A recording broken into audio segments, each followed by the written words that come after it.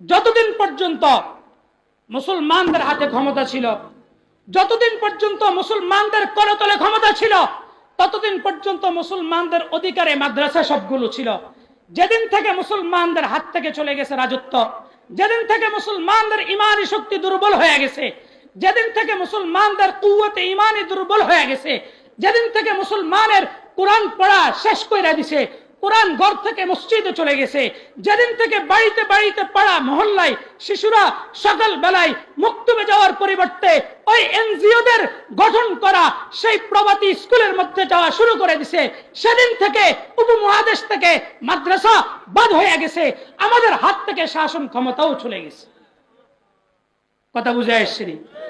আমরা এই ভারতবর্ষ আমরা মুসলমানরা টুপি দাঁড়িরা 1000 বছর পর্যন্ত শাসন করেছি। কত হাজার বছর? জোরে আওয়াজ দিয়ে বলেন, কত হাজার বছর? 1000 বছর পর্যন্ত শাসন করেছি। আমাদের শাসনের ফিরিস্তি যদি আমরা খুঁজে দেখি, আপনারা খুঁজলে সেখানে পাবেন আল্লাহু আকবার 715 খ্রিস্টাব্দে মুহাম্মদ বিন কাসিম নামক একজন যুবক সেই আরব দেশ থেকে, হেজাজ অঞ্চল থেকে, সেই অঞ্চল থেকে আমাদের এই ভারতবর্ষে অভিযান চালাইয়া তৎকালীন সময়ের হিন্দু রাজা রামপালকে পরাজিত করিয়া তিনি এই ভারতবর্ষের মধ্যে সর্বপ্রথম হিন্দুদের কাছ থেকে রাজত্ব ছিনিয়া নিজের করায়ত্ত করে নিয়েছেন। বলেন সুবহানাল্লাহ। করায়ত্ত করে নেওয়ার পরে 43 বছর সেই উমাইয়া খেলাফত ভারতবর্ষে পরিচালিত হয়েছে। উমাইয়া খেলাফত চলে যাওয়ার পরে আব্বাসীয়রা উপমহাদেশ শাসন করেছে। 136 বছর পর্যন্ত আব্বাসীরা শাসন করেছে। আব্বাসীরা চলে গেল, এরপরে আল্লাহু আকবার আসলো গজনী বংশের লোকেরা। এই গজনী বংশের লোকেরা 215 বছর আমাদের এই ভারতবর্ষ অর্থাৎ ভারত, বাংলাদেশ, পাকিস্তান, আফগানিস্তান, চীন, আল্লাহু আকবার, ভুটান, মায়ানমার, এরকম পাশাপাশি শ্রীলঙ্কা সহ এই বিশাল এরিয়া মুসলমানরা ওই আল্লাহু আকবার গজনী বংশের মুসলমানরা 215 বছর শাসন করেছে। গজনীরা চলে গেল, এরপরে আসলো আরেক বংশ, ওই বংশের নাম হলো গুরি বংশ। ওই গুরি বংশের মানুষগুলো 74 বছর শাসন করেছে, তারা চলে গেল। আসলো দাস বংশ, আল্লাহু আকবার, দাস বংশের মানুষগুলো 84 বছর শাসন করেছে, তারা চলে গেল। তাদের পরে আল্লাহু আকবার আরেক বংশ আসলো, যেই বংশের নাম হলো খিলজি বংশ। তারা 30 বছর, মতান্তরে 33 বছর ভারতবর্ষ শাসন করেছে, তারা চলে গেল। তাদের পরে আসলো তুগলক বংশ, তারা 91 বছর এই ভারতবর্ষ শাসন করেছে, তারাও চলে গেল। তাদের পরে আল্লাহু আকবার সৈয়দ বংশ আসলো, সৈয়দ বংশের মানুষ 94 বছর এই ভারতবর্ষ, মতান্তরে 74 বছর ভারতবর্ষ শাসন করেছে, তারাও চলে গেল। তাদের পরে এভাবে আসতে আসতে লোদি বংশ আসলো, আল্লাহু আকবার, তারাও দীর্ঘকাল যাবৎ এই ভারতবর্ষ শাসন করেছে। পরবর্তীতে 10 নম্বর বংশ আসলো মোগল বংশ, 277 বছর এই উপমহাদেশ এই মোগল মানুষগুলো শাসন করেছে। এই সব মানুষগুলো ছিল দাড়ি টুপি ওয়ালা মুসলমান। বলেন সুবহানাল্লাহ। যেদিন থেকে আমাদের মাঝ থেকে কোরআন চলে গেছে, ঈমান দুর্বল হয়ে গেছে, আমাদের ভিতরে স্পৃহা নষ্ট হয়ে গেছে, সেদিন থেকে এই রাজত্ব আমাদের হাত থেকে চলে গেছে।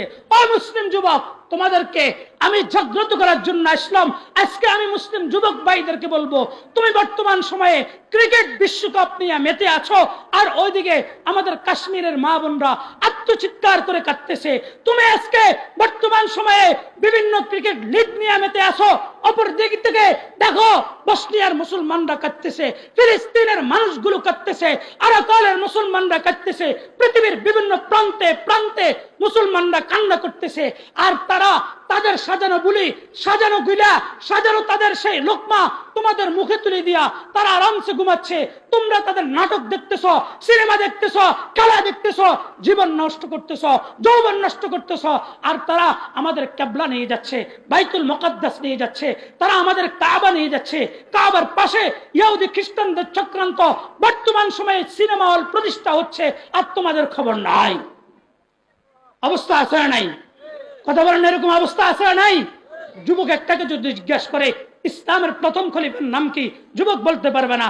যুবককে যদি জিজ্ঞাসা করে আমাদের জাতীয় জাতির মুসলিম মিল্লাতের পিতার নাম কি? যুবক বলতে পারবে না। যুবককে যদি জিজ্ঞাসা করে ইসলামের দ্বিতীয় খলিফার নাম কি, বলতে পারবে না। যুবকরা যদি জিজ্ঞাসা করে ভারতবর্ষে সর্বপ্রথম কোন সে মুসলমানরা আসি রাজত্ব কায়েম করছে, কিচ্ছু বলতে পারবে না।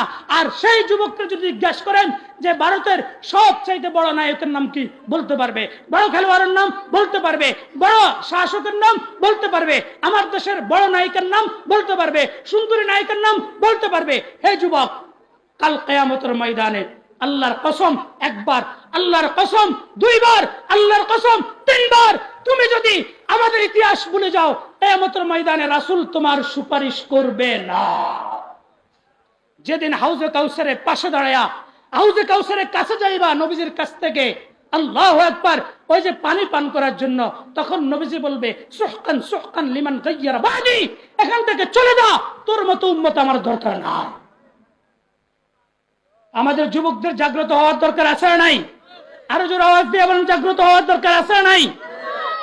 মুষ্টিবদ্ধ হইয়া আজকে এখানে প্রতিজ্ঞাবদ্ধ হব যে আমরা আজকের পরে বিদেশে কোনো খেলা, কোনো ছবি, কোনো নাটক, কোনো কিছু, কোনো সিরিয়াল নিজেরাও দেখবো না, কাউকে দেখতে দিব না। রাজি আছেন কারা কারা? হাত তুলে দেখা।